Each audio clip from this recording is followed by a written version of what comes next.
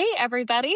Thanks so much for being here. Today, we have an exciting question for you. And it's a question that has been top of mind for both Julia and I, which is why we wanted to bring the conversation today to you. And that question has to do with troubleshooting through AI. So, Julia and I have been in a series about using AI and some of the different products that are out there. And we've both come up to some situations as it relates to having to troubleshoot through them. And so we've been learning out loud with this. Should probably note, I'm JCK, and this is my friend Julia, and this is the Missing Manual podcast. Here at the Missing Manual, we really aim to create a manual, I guess, for the things that people don't necessarily teach. And as it relates to our topic today, which is troubleshooting through AI when you have issues, I haven't necessarily seen anything out there that talks about how to do this if you're like a former TA leader, right? Or a TA leader out there. So that's the topic that we're going to start with today. How are you doing, Julia? I'm great. We just got back from Utah. Oh, with Went Utah. with my husband's family, and so we're back. But leading up to our trip in Utah, I've been building, I don't guess an app. I don't know if it's an app or not, It but is a web app. She's been yes, building a web app. on talent intelligence and how to look at your network intelligence, your network as a professional or a job seeker. And I've had to do a lot of troubleshooting through this. If you listen to any of our last 3 episodes where we dove into AI and creating an AI voice clone or voice agent, I had to troubleshoot that because what I first created when I didn't know what to do and I was just playing around with AI didn't sound like me. I've had to go through it many times, and there's been many times I've wanted to throw my laptop out the window. I guess the window is that way. And so it's been fun for us to learn as we've been experimenting and trying. Yes. And as a reminder, learning out loud is really important, especially with some of these different emerging technologies. And just as a quick reminder as well, one of the things that we hit on in one of our former episodes, one of the things that we talked about was the importance of understanding what good is, right? Because ultimately what these AI models are trying to do is they're trying to glean what they think your assumption of good is. As it relates, for example, to brand voice, if it doesn't have an understanding of what good is, it's going to reverse engineer something wrong. So the more that you can give it context and grounding, or think of it as guardrails of like, hey, we're really defining what that good is. And to be honest, good is something that changes and evolves, especially as it relates to something as important as your voice. And so this is not something that we do one time. These are things that we build systems for so that we can constantly iterate. And so today that we're talking about is our evolving system for AI troubleshooting, right, Julia? Something that you brought up and we've talked about, but I think is really important. It's not just showing what good is like, but that as you're starting to think about how you use AI, a lot of people will implement AI into their processes, but they never fix the processes. So all you're doing is making a better bad process. And so Yes. as you start thinking about how you want to use AI, start with the problem that you want to solve, right? Follow the Have a friction. problem in mind. Yes, absolutely. We always talk about following the friction, and the importance of that step zero process of mapping everything you're doing today from a current state standpoint. Because a lot of us, like Julia mentioned, have a tendency to jump to where we think AI should be used, or we see somebody else using it in that way. But as a reminder, this is not a one size fits all solution. This is a one size fits one solution. And really, to get it right, you have to have that unique understanding of the nuanced problem you have. And when you have that understanding, you're also helping to define what your good is, right? This all comes full circle. So when you define what that good is, then we can reverse engineer to solve that using this technology. So back to troubleshooting. Where do we want to start with this? Well, we did some videos around creating your AI voice. And I know in that I talked about the first time I created one in Gemini. I hated Yes. it.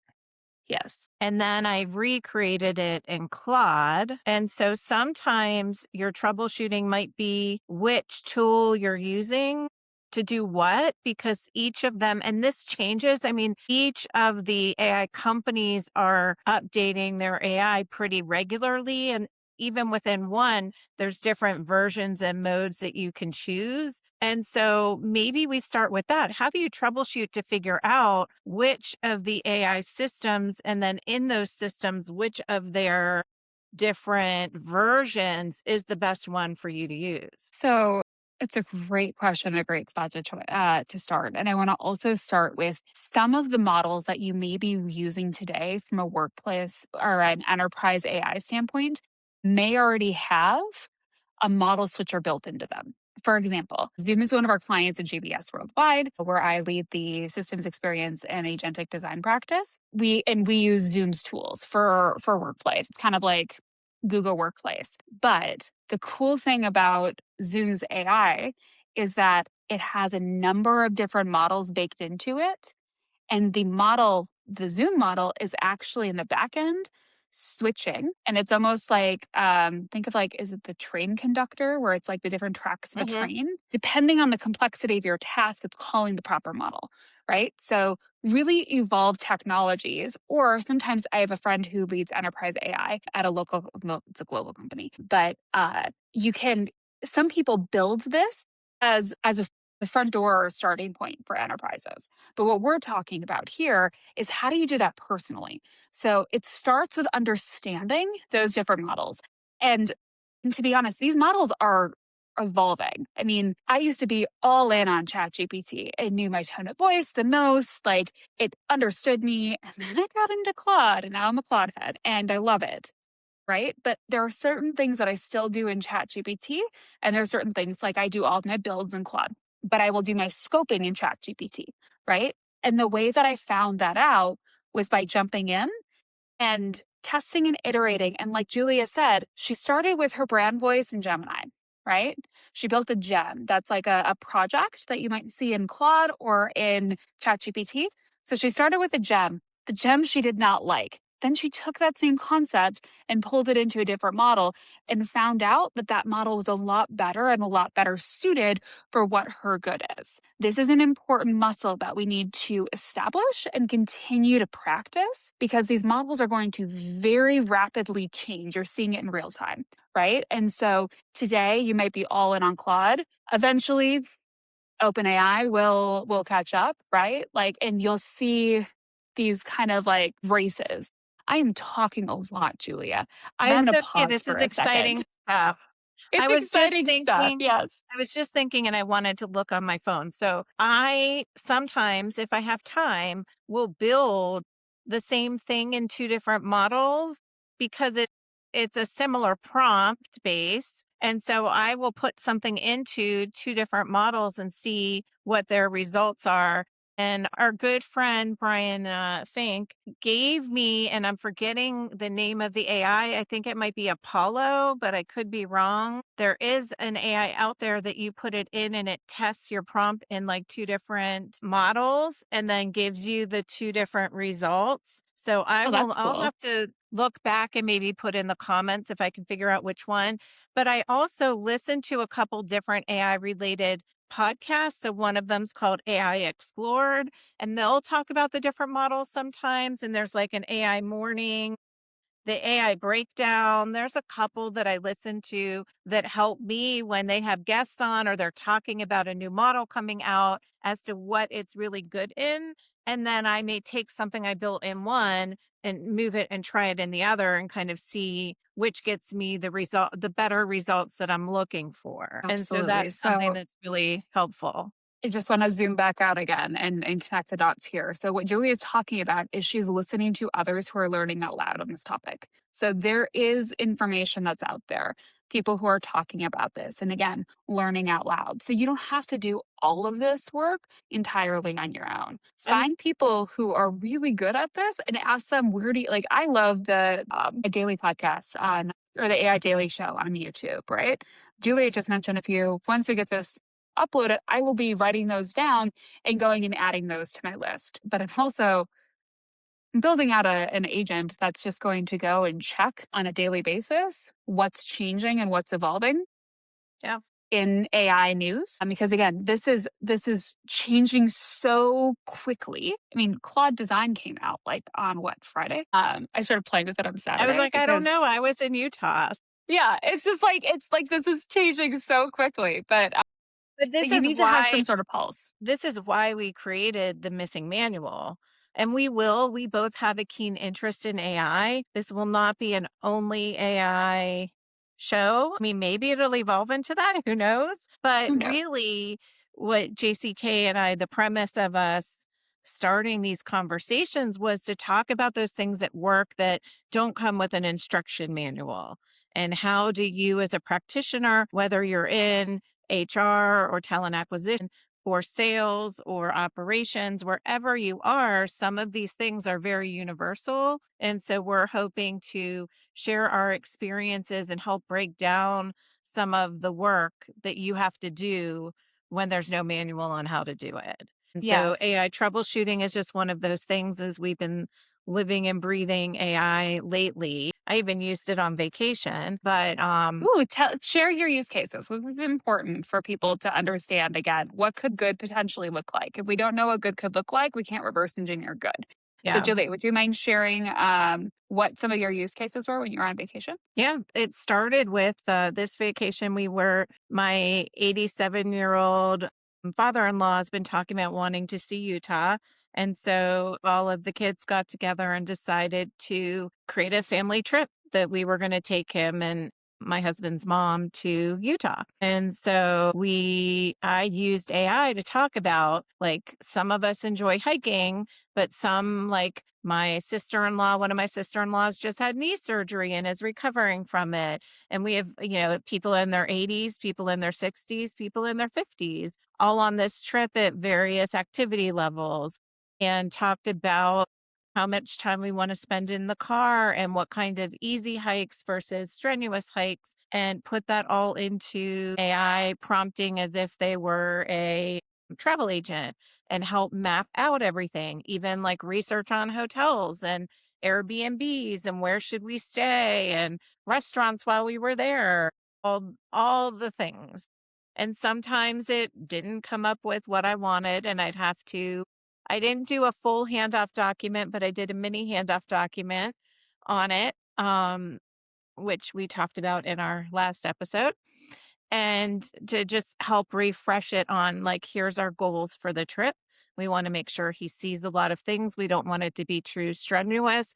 We want to make sure there's time that if someone wants to go for a 30-mile bike ride, they can, and that people can see and do the things they want to do, and we have enough together time, but people also have the opportunity to do things, and that we could pivot. So instead of going to one of the parks, we were in Moab for a couple days, and we ended up just walking and shopping through the cute little downtown area and having coffee and lunch somewhere. Such a good use case. Such a good use case for a project in like a Claude or a ChatGPT or something. As And a I'll reminder, post some of my Moab pictures so people can see. It's beautiful.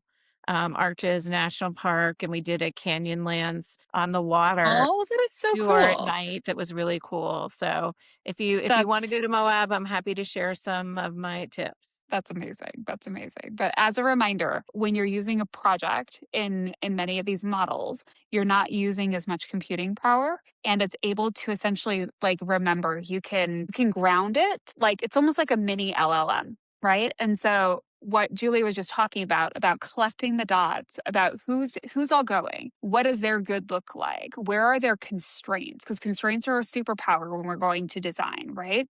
So when I start to again collect these dots, then I can ask for the AI's help in connecting the dots to what a shared version of good might look like. This is again a great opportunity or like a great use case. I did a similar type thing, and this was before projects were as cool and sexy and really existed. But when we went to the cabin last summer, meal planning has been an issue like for years, and it's so exhausting. And so I was able to give some of the different dietary constraints, like having my niece and nephew who may be a little pickier, or they have a hard time sitting down, or maybe they're a little bit messy, or my kids are super picky and they only like to eat a handful of things, right? But then we have adults that want something different. And ChatGPT helped me actually build a menu for us for the week breakfast, lunch, dinner, snacks, helped me operationalize like the strategy for my sister is helping with different things. But then it also challenged me because like, again, these models get to know you. It also challenged me to ask my sisters what our favorite things that my mom would make for us growing up were so that we could incorporate that into the meal plan. And so then we had cinnamon rolls, which we always loved making at the cabin growing up. We had apple pie, which is like my mother's apple pie is the best apple pie in the entire world. And it's like my favorite dessert ever. And she always makes it with the grandkids, and I love it. But again, AI helped me build a strategy for what our shared success looked like, but also for like it challenged me to, I guess, consider other opportunities too. So it's not just something that's going to always give you the right answers. It's also something that can help shift your thinking or be used as a thought partner as well. And you bring something up, though. It doesn't always challenge you. So I found It that doesn't. You ChatGPT, have to tell it to. yes, tells me I'm brilliant all the time, which, I know That's I cute. am, I know but I am. You're like, um stop, stop, stop. yeah. So I have to ask it to be challenging, and you can train your AI to, when it responds to you, to make sure it's not just agreeable but giving you other thoughts and perspectives. And I with troubleshooting, so if I build in one, I will take my handoff document and put into another with instructions. Here's the persona, or here's what I'm trying to do. Think like this type of person, review this handoff document, challenge me. What am I not thinking? What's working? What's not working? What am I not thinking about? Ask me some hard questions, like let's challenge this model. And so it'll then give me information that I may then bring back to whatever AI I'm building something in to help improve. And even sometimes it says, well, this is really strong, but it wasn't thinking about A, B, and C, and here's why it's not right for this context. And so it's been interesting to play them off of each other or help troubleshoot. I was building something in Claude that I kept running up against issues, and then took that to Gemini, and then Gemini gave me some ideas, which I then brought back to Claude. Gemini gave me 4 different ideas, and I think 2 of the 4 were ones that Claude said, based on what we've built already, these 2 make sense. And this thing that we were doing, they replaced that. And so it really did Interesting. help kind of make a more sound project that I was working on. Yes. And again, as a reminder, and you should go back and watch our episode on handoff documents. Handoff documents are absolutely critical in being able to ground an agent or an AI on what your good looks like. And yes, you can update memory to say, challenge me. But the truth is, the model, it doesn't always listen to that. So you should operate in a way that pretend memory doesn't exist and leverage things like a handoff document. And within that handoff document, it's really important to specifically call out, I do not want you to give me, like, to just confirm everything I'm saying or call me good. My goal here is that you can help me spot patterns, like, spot biases I might be seeing, like see around corners. But also, like, if you see a different way of doing this, I want you to bring that to my attention. And like specifically when you're building, right? Like, and in the event that it changes something about the overall experience, present it to me so that I can also learn out loud, right? Because I'm essentially learning through this. And you can coach the AI to do these things for you, but it requires intention. Like, in order to get it right, it requires intentionality. And again, building those systems for success that are going to allow you to do that.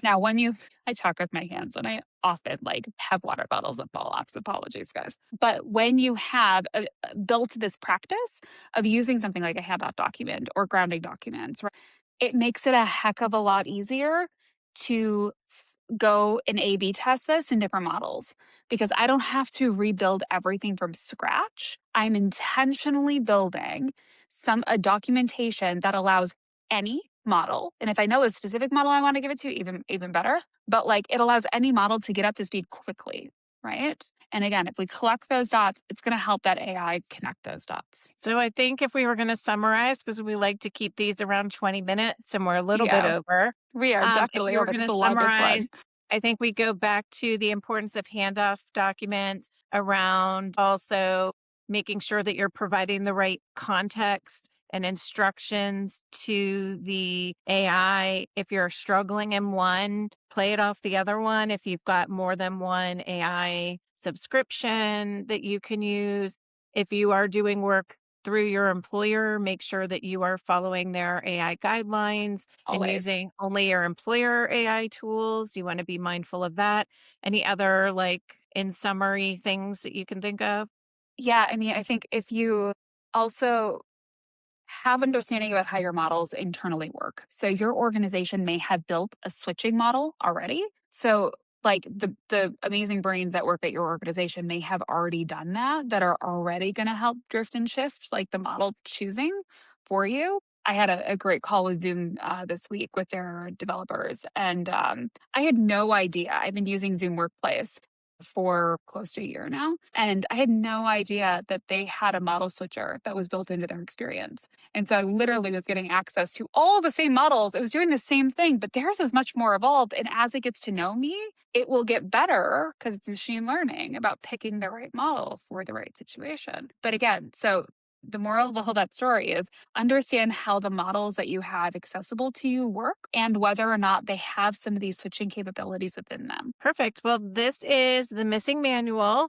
Stay tuned. Make sure that you like and subscribe and comment if you've got questions. If there is a topic that you want us to cover one week, please let us know. We are happy to go on whatever path makes sense for those that are listening. Absolutely. Until next time, I'm JCK, I'm Julia.